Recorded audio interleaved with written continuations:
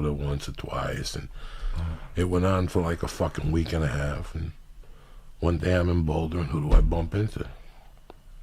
The husband. Right. And he came up to me, hey, what are you doing? He goes, can I talk to you? I go, yeah, what's up? He goes, listen, man, I talked to her the other day. I know you guys been fucking around. He goes, just do me a favor, if you want. He goes, I really want to get back together with her. She's the mother of my son, and I really want to give it a shot. I don't know how you feel about it. He goes, I don't even know if I should be saying this to you. I shook his hand. I went over there, I got my stuff. I told her what had happened, and I never messed with her again. Was I scared of the guy, Willie? Not really. But Willie, how he came up to me. It's a little scary. No. No, wasn't? Not at all. Because sometimes when someone approaches you that calm, man, you're like... No, he was a gentleman and a half. Yeah, okay. He said that he wanted to, but he also wanted her to be happy. Right. And he kind of had tears in his eyes. But he was a man. Right, he was right. a man about it. He was sad. Right. You know, he didn't trip. He was secure in who he was. Right. I had another dude that was dating a girl for 3 years. Somebody came up to me one day and said, listen, you guys will make a cute couple. She was talking about it one day. And they were broken up like 6 months. And I went to this dude like a man. And I said, can I talk to you, bro? How long I know you? Right. And I said, I'm going to ask her out on a date, bro. And I don't want no friction between me and you. And the guy looked at me and he goes, that's up to you, dog. But if you do it, there's going to be a fucking problem. Okay, now I am going to fuck her. Right, you know what I'm saying? Right. So then I did sleep with the fucking girl. And I don't know what happened. Who the fuck gives a shit? But that was my take. I liked how he came up to me like a man. Right. He didn't threaten me at all. He just said he had a kid with her. Well, you felt it, man. No, I felt it, sure. You felt like this guy's coming from the heart. Well, what happened was at the time, I had just been, was I? Yeah, oh yeah. I was separated like 2 years, so I know what it felt like, bro. Yeah. I knew what it felt like. We all know what it feels like to be cheated on. It's a horrible fucking feeling. You know what I'm saying? Right, yeah. That's why once you've been cheated on, you don't do it. You're like, you know what, man? I'm going to check myself in that department and shit, because that shit would break my heart if it happened to me, so. That's one of the things I didn't like about a small town. Because, like, like in high school, if you just, like, you're always going to know someone who dated someone else. Is, like, the entertainment industry, like, the comedy, like, the people who you guys used to date, was everyone dating everyone, or could you stay away from that? Like, could you stay away from dating, like, another comedian's ex-girlfriend, or? I've never been put in that position, Lee. Really? I was very fortunate. Listen, man, I looked at comedy a lot different than a lot of other guys. I looked at comedy as a savior in a way. Like, it was...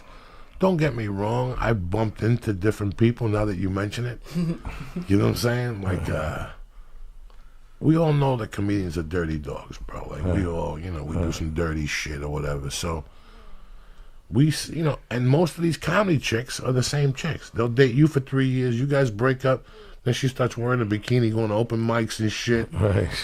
And eventually she's going to fuck somebody, and you could be tripped about that shit. Oh, they're just comedians. There's nothing you could do, bro. Right. You know, those girls have been through the system. They know the fucking deal. If you end up marrying them or whatever. And another thing, because I was in that position, these kind of people that this happens to 90% of the time, you know when you're with a whore. Yeah. Whether male or female. You know what I'm saying? Yeah. You know when you're with a whore. So you have to tolerate. I used to date a fucking whore, bro. I couldn't trust her. The stripper I moved here with was a fucking whore. There was nothing till this day. She's a dirty fucking whore. There's nothing you could do about it. If you break up with her at 3 p.m, she'll have a boyfriend by 11 o'clock just on principle. Just on principle. Because that's how she is. That's just the way it is. So you know where you stand 9 out of 10 times when you're involved in that situation. And when I say the word whore, I mean it as male or female. Right. You know what I'm saying? Yeah. Like, you know when you're with a fucking whore. You catch somebody with a fucking phone number, they give you a story. Now you're on high alert.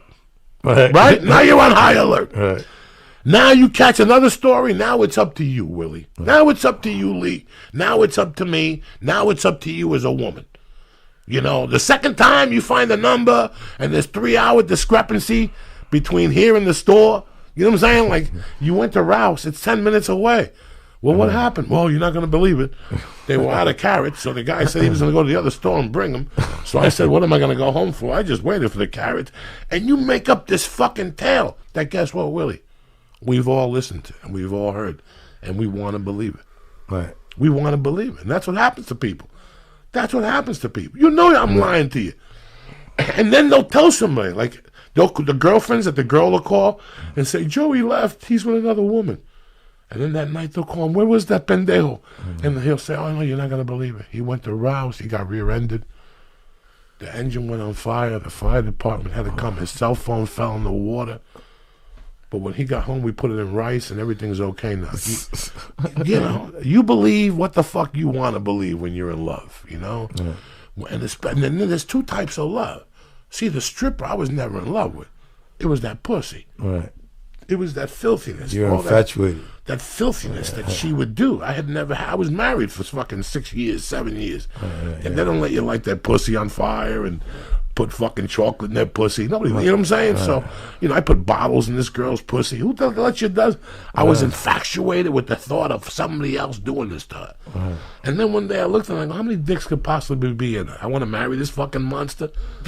I want to marry this fucking monster. And do what? And do what? And do what? I got to CDD the kids? What's that shit when you got to send in an anarchy test? What is that shit when to see who the father is and shit? That's what I want to worry about. If this is this yellow kid my father? Why does he have blonde hair? I didn't want to worry about that. So you fucking move on with your life.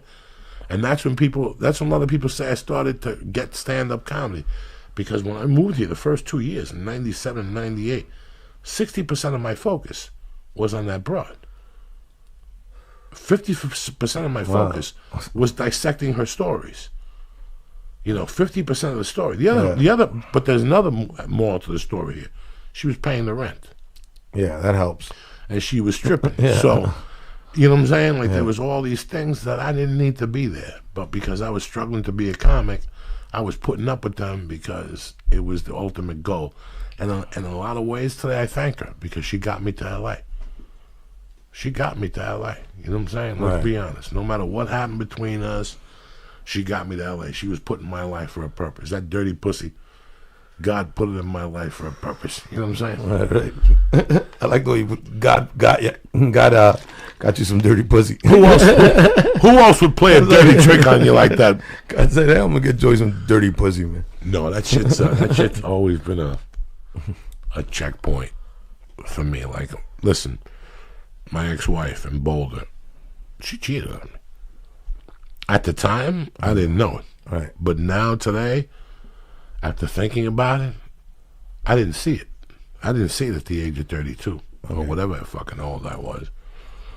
I saw it maybe 10 years ago. One day it just went. Because when I went to jail, he went in there for a haircut and he sent her flowers. And one day we were visiting and she goes, let me tell you the story. Some guy came in and sent me flowers. But he kept going in there for haircuts after that. Do you understand me? Right.